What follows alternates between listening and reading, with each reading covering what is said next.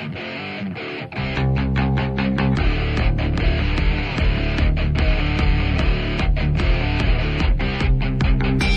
lies and buying time, killing people next in line. Lower class and social slime, they don't matter. Genocide, sick from water, sick from air. Making money, they don't care. Caesar shit, force of air. Fuck them back, it's only for they bomb. They shoot, they kill, they massacre, rape.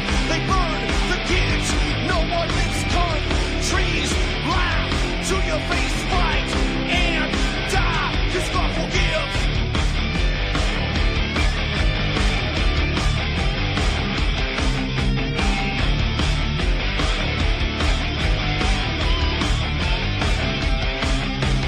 Selling lies and buying time, killing people next in line. Lower class and social side, they don't matter. Genocide, sick from water, sick from air. Making money, they don't care. See the shit, force of air. Fuck them back, it's only fair. They bomb, they shoot, they kill, they massacre, rape.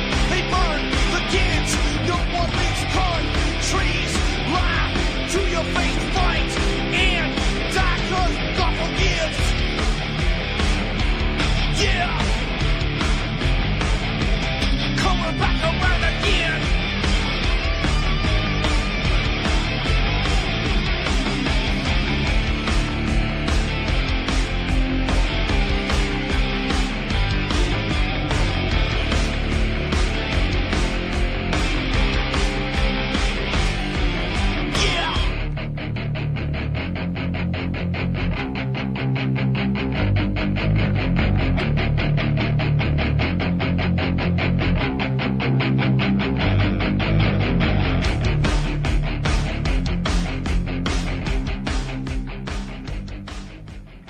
Welcome to the show. I'm your host, Ron Stevens. This is Rock the Boat right here on UCY.TV. It is the 12th of April, and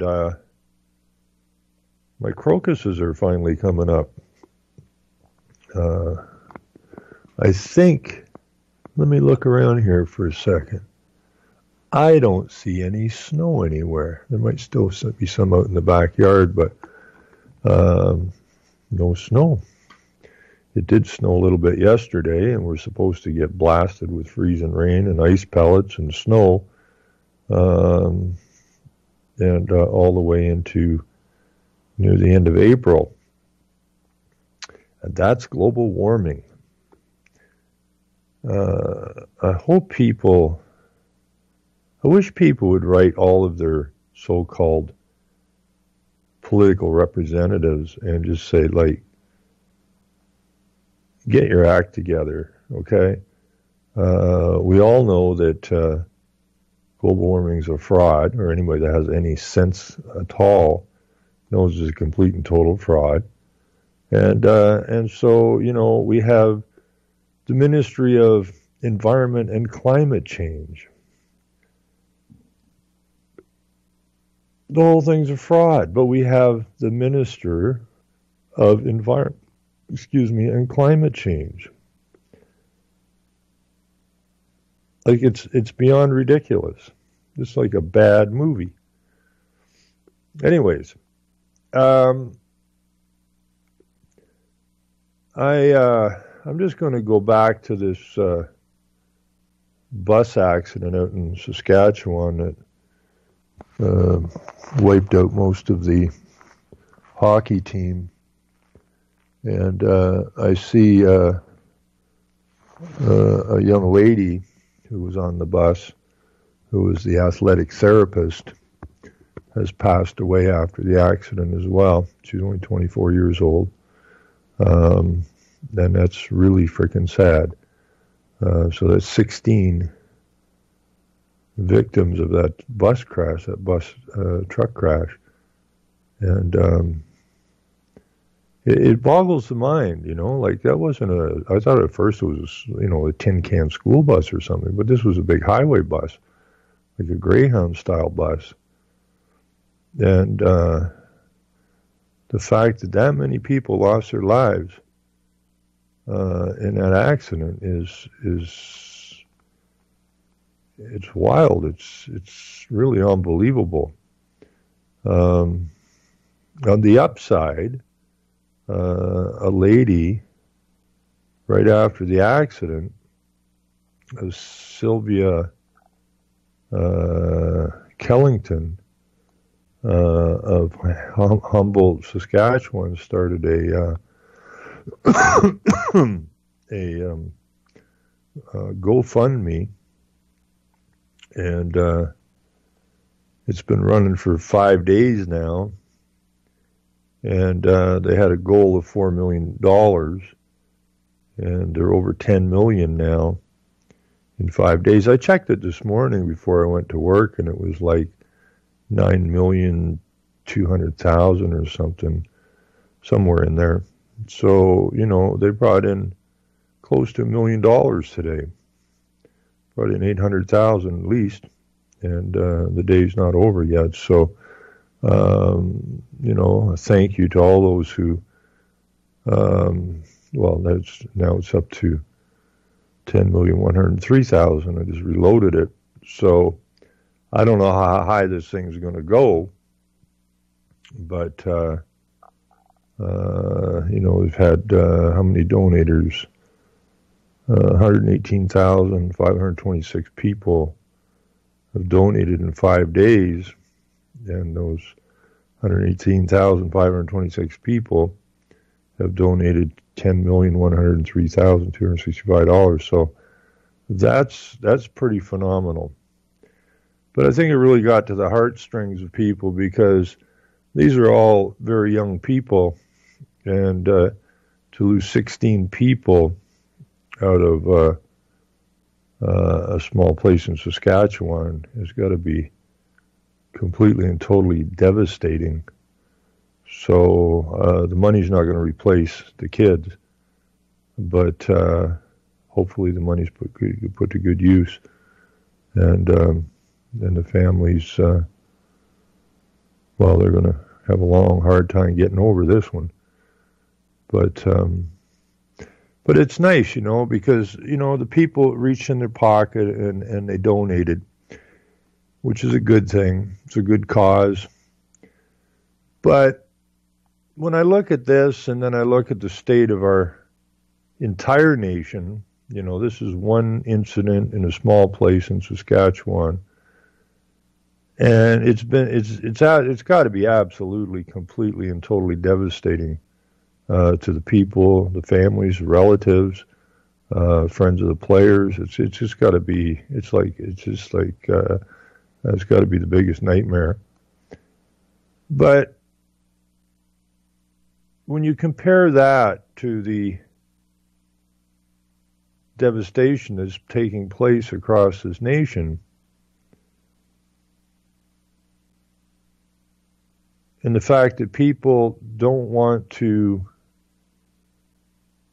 recognize or accept what's going on in this nation and everywhere in the West. I'm glad the people stepped forward and donated, but I'm still waiting for the people of the nation to step up to the plate and start pushing back what's pushing on us. And if we don't do it soon, we might as well have been on the bus, because your lives are being destroyed. Your family's lives are being destroyed. Your children's lives are being destroyed by outside entities who are so-called politicians. Can't help push the international agendas down our throats fast enough. Well, that was an accident in Saskatchewan. What's going on in this nation, coast to coast to coast, is no accident. It's a long-term plan to completely destroy the nation and the lives of everyone in it. This is very serious.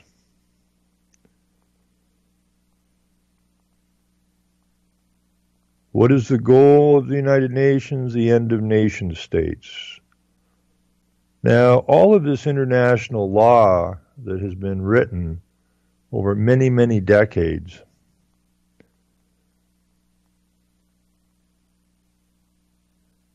And I don't see how it is that our so-called politicians have the authority to allow us to be ruled by international law. But these are all these agreements they've been signing for many decades with this international conglomerate called the United Nations and all its partners. The smoking bylaws came out of the UN. The vaccine nonsense came out of the UN. Fluoride crap, UN. Banking, UN. Your education that your children are getting, which is no education at all, comes out of the UN. Everything negative going on in our country comes out of the UN or one of its partners or one of the tax-exempt foundations that help put this thing in place.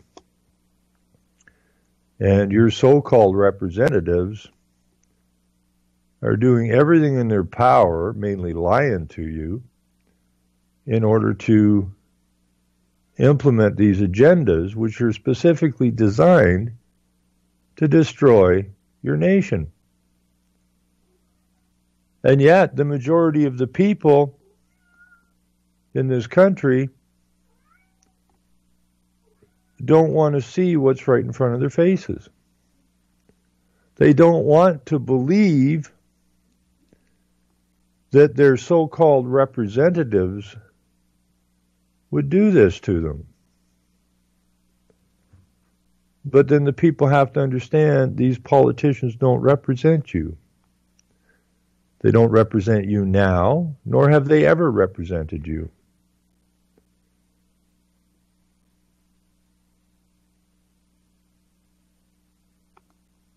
And they're coming to take down the country. They're coming to remove your rights that you thought you had, you were deceived into believing you have. And all of these things are being dismantled right in front of your face. Your lifestyle in this country is going to go in the toilet. Because remember, Canadians are water hogs and energy hogs and just generally hogs. Apparently we don't recycle properly. Apparently we don't do anything properly in this land we called Canada. The only thing we don't do properly from where I'm sitting is we never stand up. We never question. We never push back. And if you don't stand up and you don't push back, well, they're not going to have any trouble getting to their goal line, which is complete and total control of every aspect of your life, complete and total control over all of your resources. That means your water, your energy,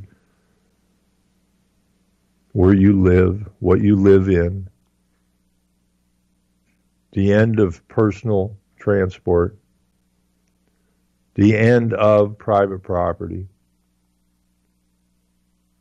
But nobody seems to want to believe it, even though it's written down. They told you they're going to do this. They told you this decades and decades ago. They told you what they're going to do. But you're too busy going to the movies. You're too busy watching a hockey game. You're too busy to care.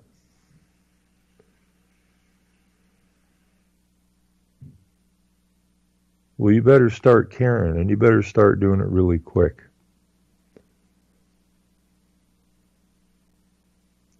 Because you're not going to have a nation.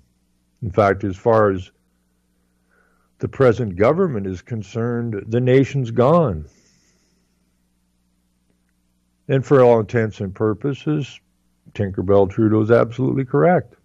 We're under international law. They control our oil prices. They control our water prices. They control our energy prices. They control our food prices. They control the education. They control it all. So when Tinkerbell Trudeau said, and that was only six days after he was elected, talking to somebody from Time Magazine, pronounced that Canada is the first post-national state. You're not a nation anymore. And yet people don't want to know about it. And it's not just the Liberals. Okay, it was Harper, who was a conservative, who said that this is a loss of national sovereignty back in 2010.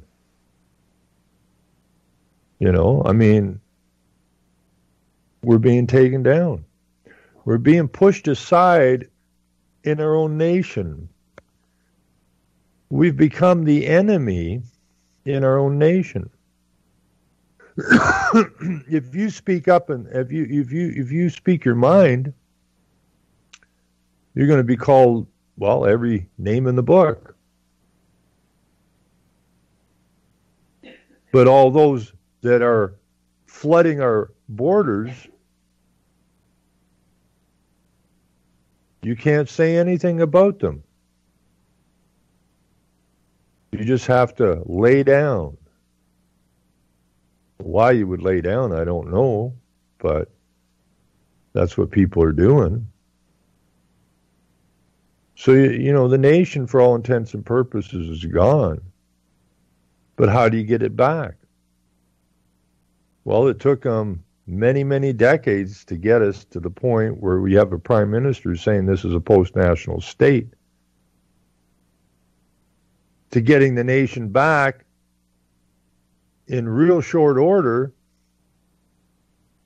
just by the people standing up and saying, no, we're not going to abide by any of these international laws. Nobody told us about these international laws. We're not bound to these international laws because we don't give a damn what these treasonous dogs sign, because only a treasonous dog would sign away your nation. So we're not going there. And we're going to cut all ties with the United Nations and all tax-exempt foundations and all NGOs and anybody that supports this internationalism. And if we would just do that, we would have our nation back in very short order. Our borders would be protected in very short order. But the only people that can do it are the men and women who call this place home. If you refuse to stand up, if you refuse to say what you need to say, then say goodbye to your nation. Say goodbye to the future of your offspring. Say goodbye to the whiteness of this nation. Because the plan is to brown it.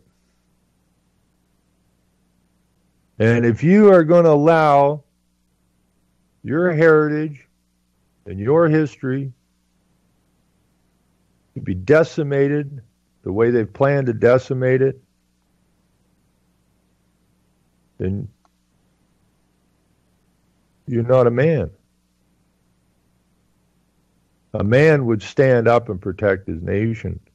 A man would stand up and protect the future of his family. A man would stand up and protect his heritage. But we're not seeing that here. It's really quite depressing. But I do believe we're going to turn it around still. Christopher, my friend, how are you?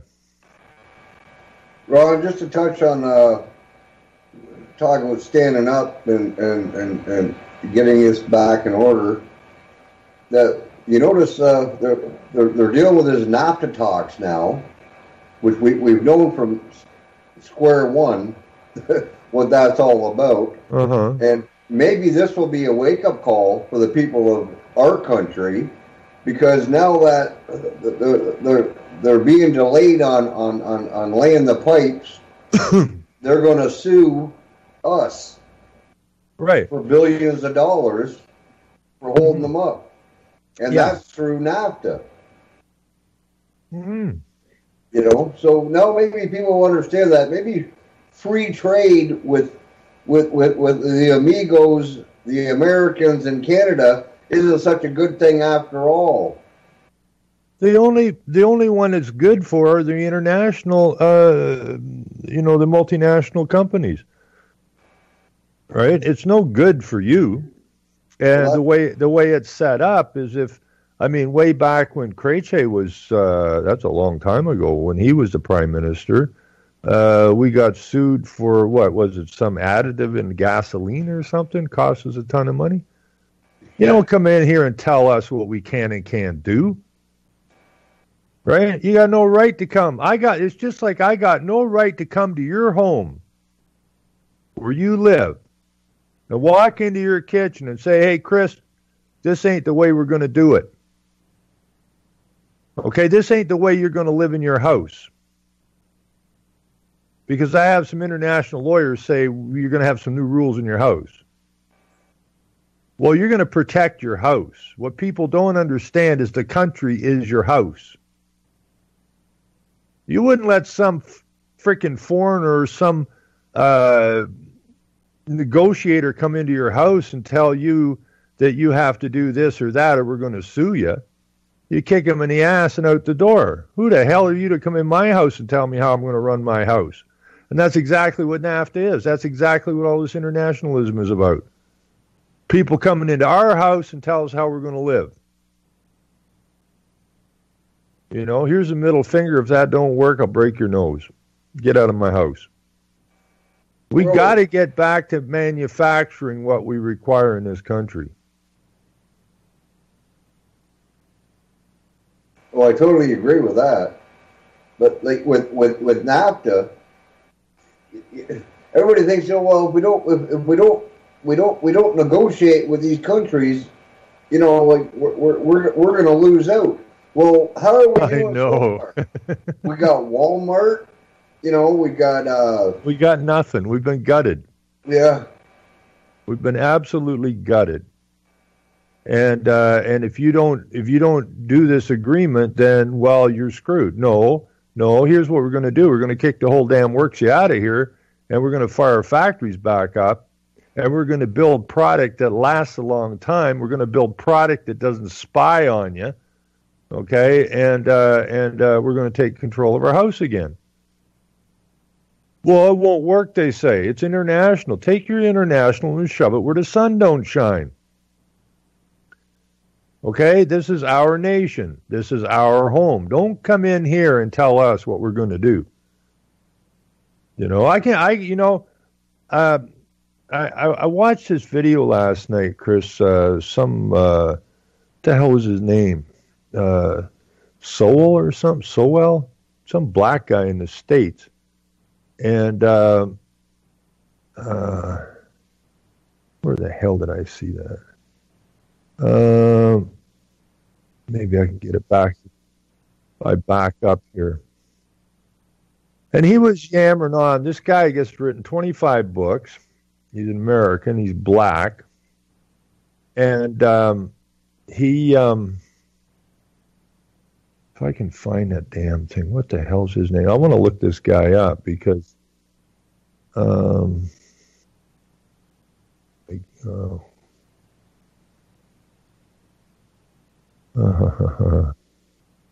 anyway, there it is. Maybe. Did I see that?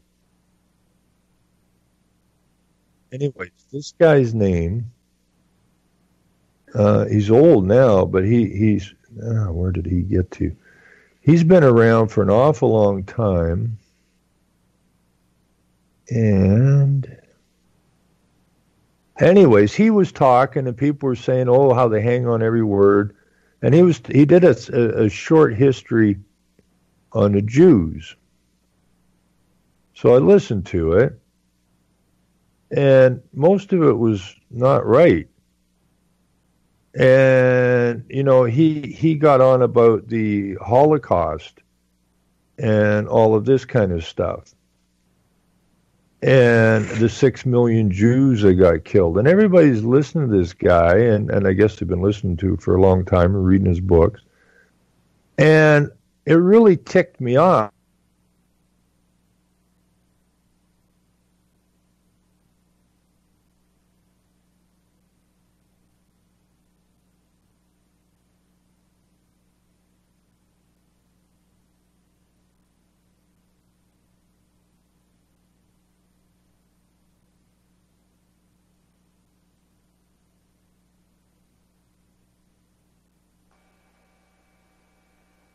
Still there, Ron?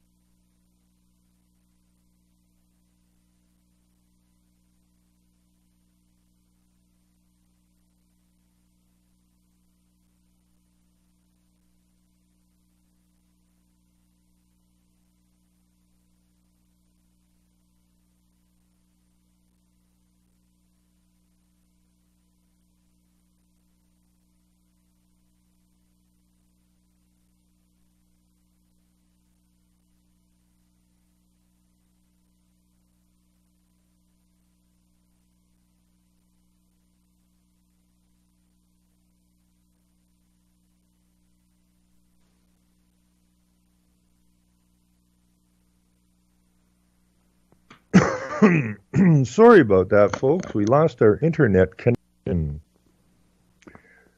And that's how precarious things are. Hey,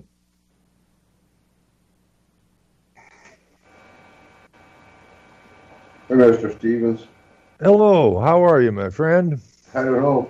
Did you just do a show, or is this a new one?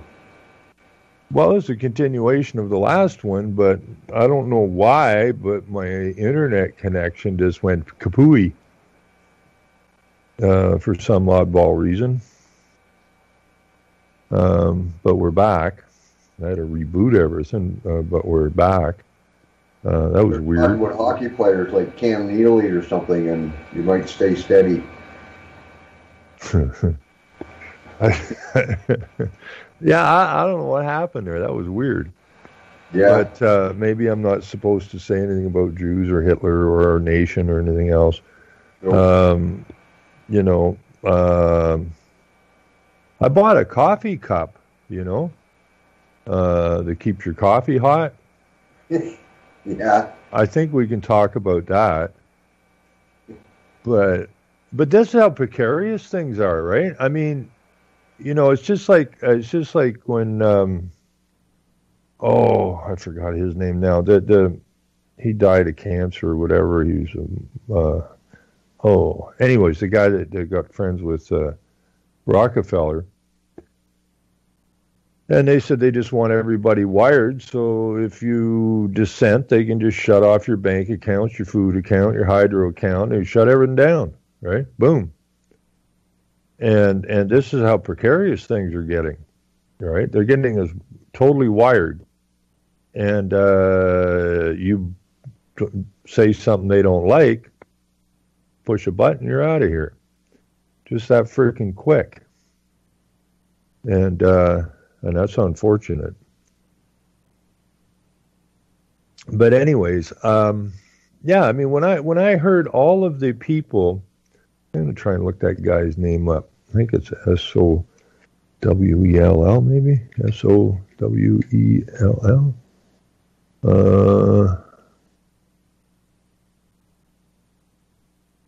See if this is the guy. But I have this guy, yeah, this is it, Thomas Sowell. I don't know who he is, and it was an American economist, social theorist, political philosopher, and author. He's currently senior fellow at the Hoover Institution, Stratford University. Was born in North Carolina, but grew up in Harlem, New York. So he's 87 years old now, and he's talking about all these different things. But when he was talking about what was going on in Germany and that, I thought, what, people listen to this clown? I mean, listen, I mean, he's an economist, a social theorist. I don't like the sound of that. A political philosopher. I don't like the sound of that neither. The guy's a player. He's a friggin' mouthpiece for the globalists. And people have been listening and reading this guy's crap for like ever. And now we have this Jordan Peterson guy in Canada who went to Harvard, I think, and McGill, and he's a psychologist, philosopher, and he's all over everywhere. And same crap. And well, people at 87 are years just old, you think you might come to a point in your life where you decide to stop the lie because you're not going to be around much and repent? Maybe. I mean, if I was 87 years old and I already sold my soul to the devil, the Jew. I mean, at 87, I say, okay, guys, I got to tell you something. I'm not going to be around much longer. Let me be honest. It's all a lie. But no, they got to keep going for that other shekel right until the end, eh? Yeah, I mean, it's bloody ridiculous. Unless they Ron, maybe they do believe what they profess. I mean, like Jordan Peterson's, he's tenured, so I guess that means that he can't get fired. I mean, it'd take an awful lot to get him fired. But he is starting to make money now off of his new rants that he's been going on with. Well, he's making a fortune, and his bookings. I don't know who's doing the bookings for him, but they're off the charts. But I don't know. I guess people just hear what they want to hear. I guess I don't know. I've never seen anybody talk in circles as much as Peterson does. He just talks in circles. It's kind of like the way UN writes their stuff. Like if any of these people, I'm going through this a little bit, but I don't know that this Thomas Sowell. I don't. I got to look into him, but I don't see where he's saying, get the United Nations out of here. The first thing that has to be done in any nation is for the people to have control of the nation. If the people don't have control of the nation, then you ain't going to have a nation. It's that bloody simple. Because somebody else is going to take control of it. If you're not going to protect your nation, then you're not going to have a nation. Because somebody's going to come in and pick you off. And that's, we're being mugged. I mean, if you looked at, like when you talk about these NAFTA agreements and that, that's like an old lady standing on a corner with, some money in her purse without any protection. She's going to get mugged.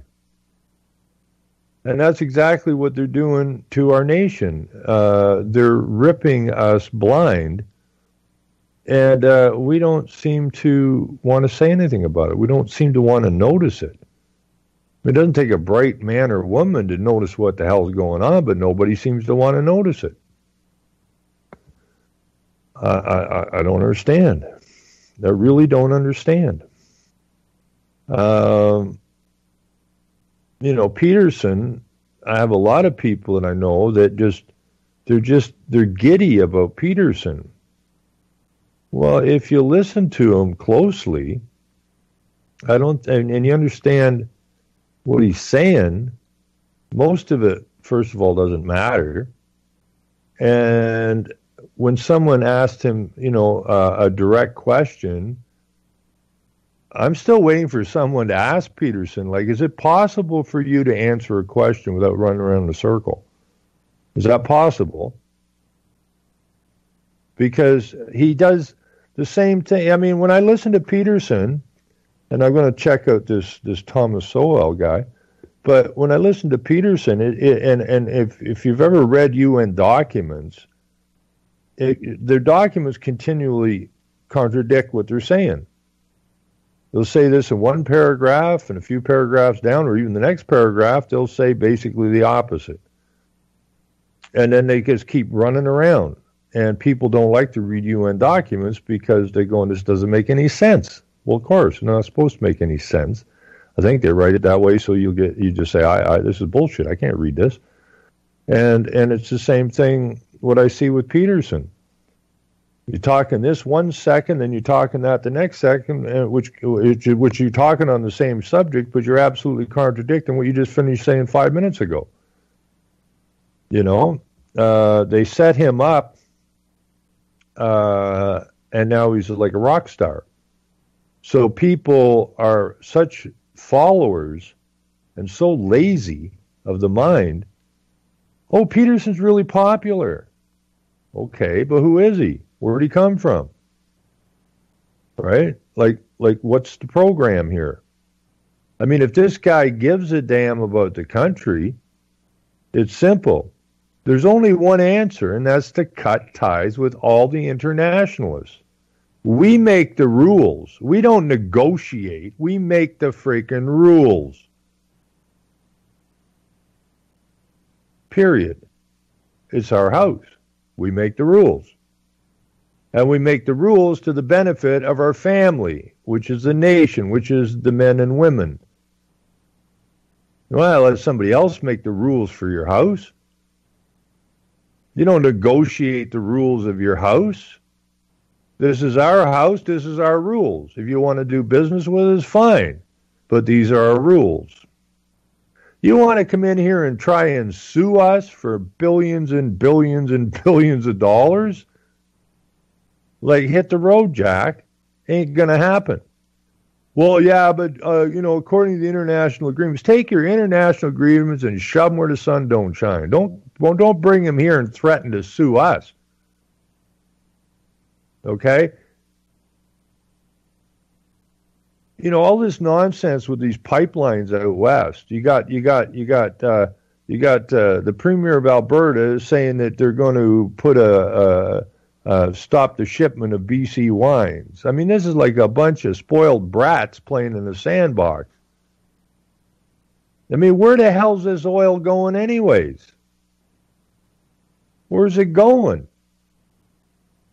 You want to put a pipeline out to the coast of BC. Well, let's see. If you put an oil pipeline out to the coast of BC, I got this funny feeling the oil ain't staying in Canada. So where's the oil going? I mean, if we're energy hogs and we're not supposed to be using fossil fuels, then why are we building a pipeline to the west coast to put our oil on somebody else's boat? Makes no sense. That's our oil. I mean, these are our resources. This idea that you're paying $1.25, $1.35 for a liter of fuel. I mean, think about that.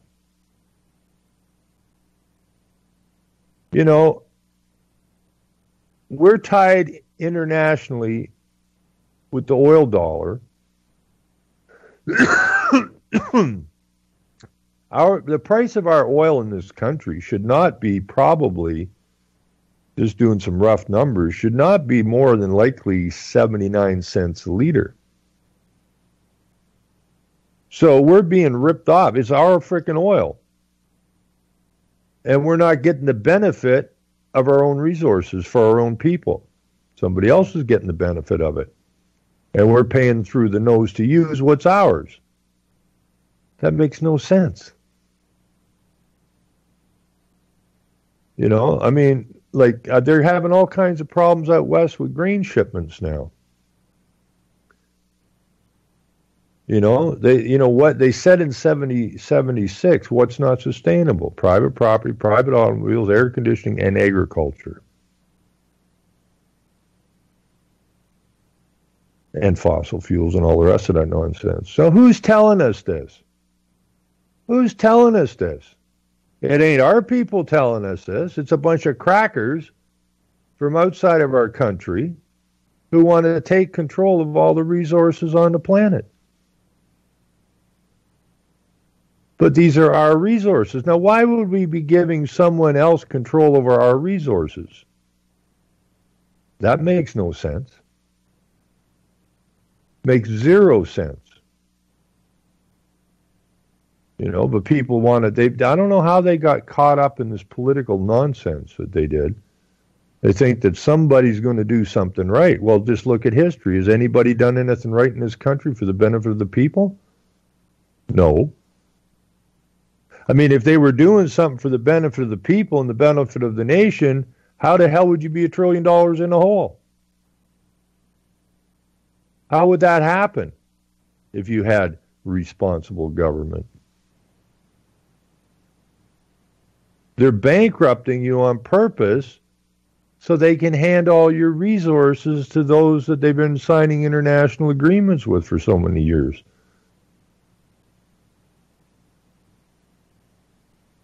This stuff is ours. Now, the future is supposed to be ours. Why would we hand our future to people we don't even know? Why would we allow a bunch of two-bit international lawyers to write so-called law, international law, that interferes with our nation without anybody telling us what they're up to. And then they expect us to bow to their international law. And all of the international law is being written specifically to do what? Destroy nation states.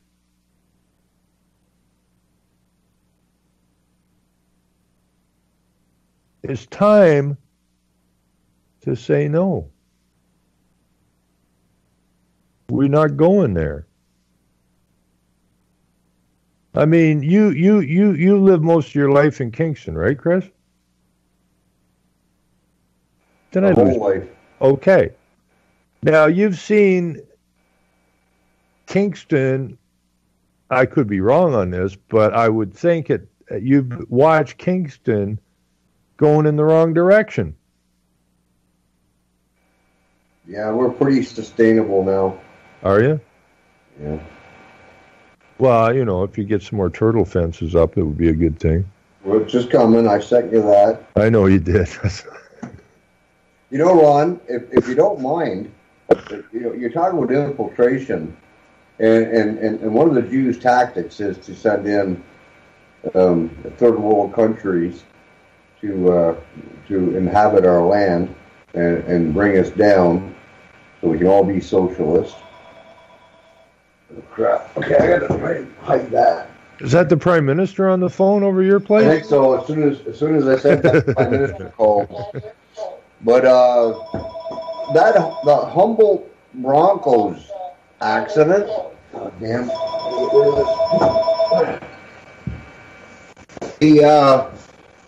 I told you before, there were 2 accidents in Kingston and surrounding area with transports. Uh-huh. I got a friend that's been driving transport. He's a professional transport driver, and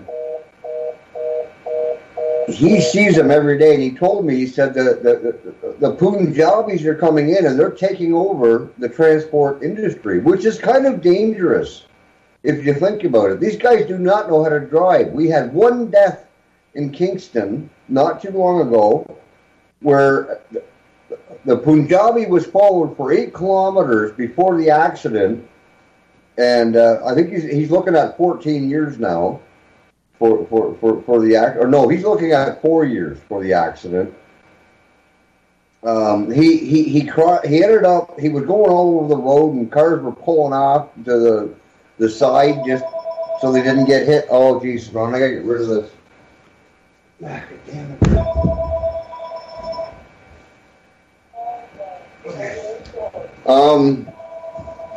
He killed a motorcyclist. He ran him, and then he hit a family of 3, and they all got injured in the accident. He was a Punjabi. There was one in Brockville where they killed, on the 401, he killed 4 people because he didn't know how to drive. Now, that brings me to the Humboldt Broncos accident. The company that owned the transport, the owner's name is Hadman Singh. They won't give you the name of the transport driver himself. See, this is what you're doing good. That's good work because I'm kind of busy renovating the house right now, so I haven't a lot of time to look at it too close. But what I found in the stories to be absolutely amazing is that the driver of the transport truck was not injured. The police, the RCMP, said the truck isn't even damaged. They say it could take many months to figure this out. Well, wait a minute. The truck driver isn't injured. Why don't you ask the truck driver what the hell happened? What is this many months? What is this many months nonsense about? How come the truck driver hasn't been named? Has he got a East Indian name? Yes. Right? Is that why he hasn't been named? Right? You know why? You know, there's an accident. They normally name who was involved in the accident. Exactly. They named all the people that were killed in the accident. They named all the people who were injured in the accident, but they haven't named the truck driver.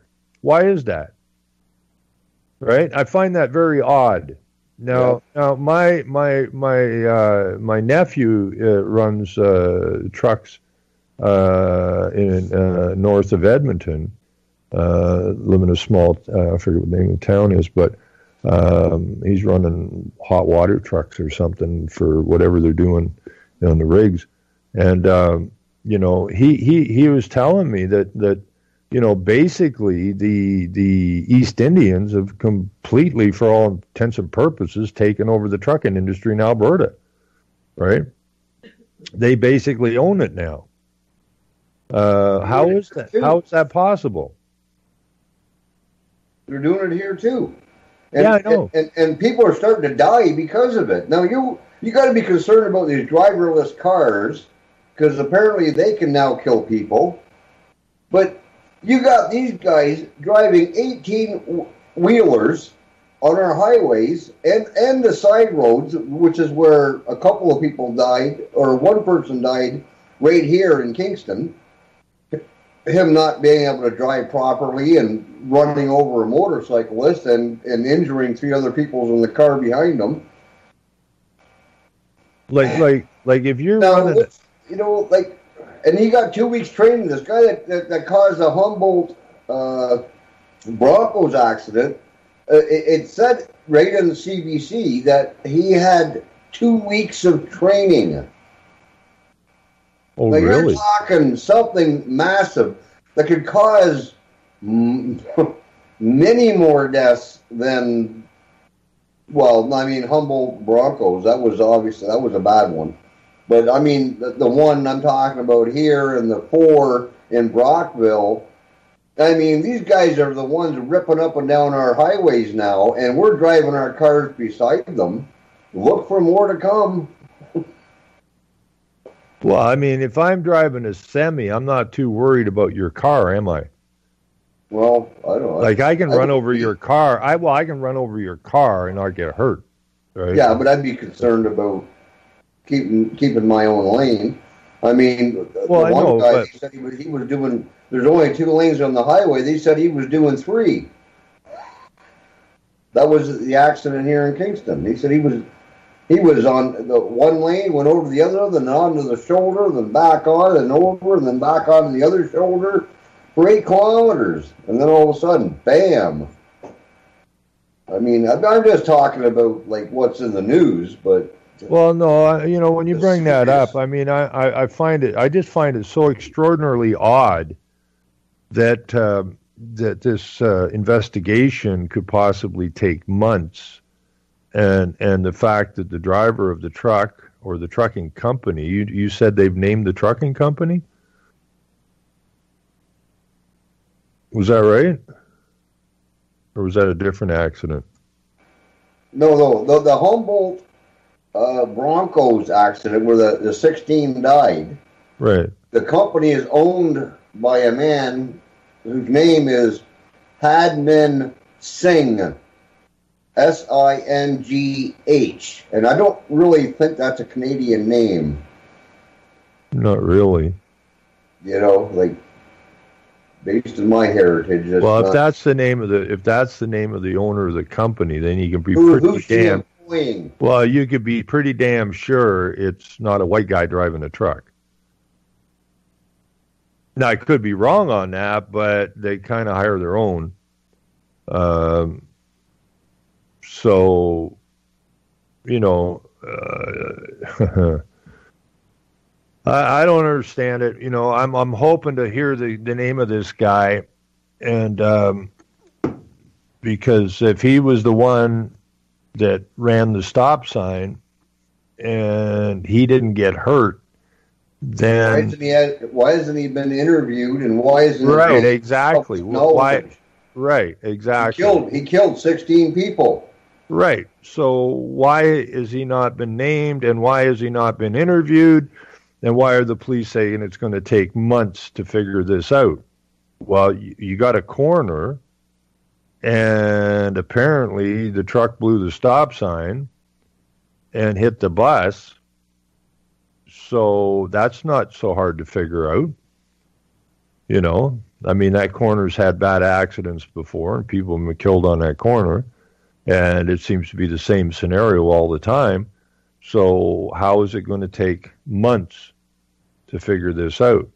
I just think what they're doing is protecting the driver or the authenticity of the driver. Well, it could be racist if you say his name. That could be. That could be. European sounding, then you're a racist. And he could possibly sue us for millions of dollars. And Trudeau would give it to him. Well, yeah. You know, I mean, how many people are in trouble in this country, and you hand out $10 million checks to these people who are terrorists? Maybe that's what they're doing. Maybe they're just protecting.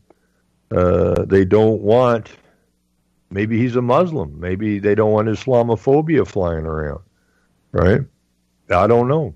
I mean, maybe the guy's white. I really don't know. I have no idea who this guy is, but I find it awfully amazing that he has not been interviewed.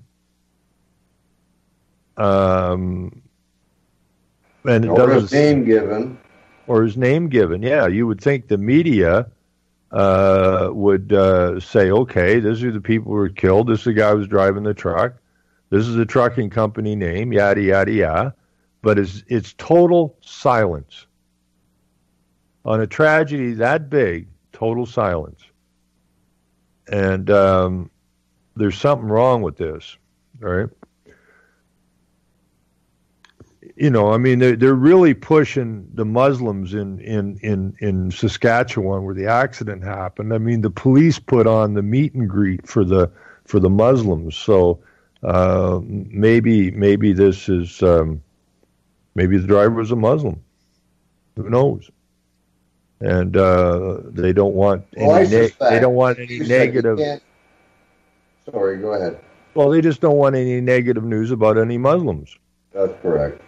Now, you know, I suspect highly, based on the guy that owns the company and the 2 weeks training he got to drive a big rig before he got behind the wheel. With a pup on it.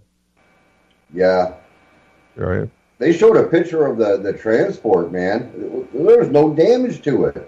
It was like a freaking bulldozer going through a Toyota. Yeah. Well, the bus would be built a hell of a lot less. I mean, the side of the big friggin' rails on the front of the rig. Well, yeah, a tow rig, I guess, eh? It was what? A tow rig, like for towing other transports that are broken down. Oh, well, it looked like he had a trailer and a pup on it. Well, it might have been because that's what he was towing. He was hauling some stuff, right? Yeah. But we're almost out of time here, so. Just a heads up to everybody. If you're in Calgary, I seen an interview there. Some of the people flew out that are going to be speaking out there. Saw a little quick bit on it, and it looks like we're out of time. So, thank you, Christopher. I enjoyed that. Take care, everybody. We're back Sunday at noon Eastern Standard Time. We're out of time. I'm out of here. Have a great night. Lower classes, social slime, they don't matter, genocide. Sick from water, sick from air, making money, they don't care. Caesar shit, force of air, fuck them back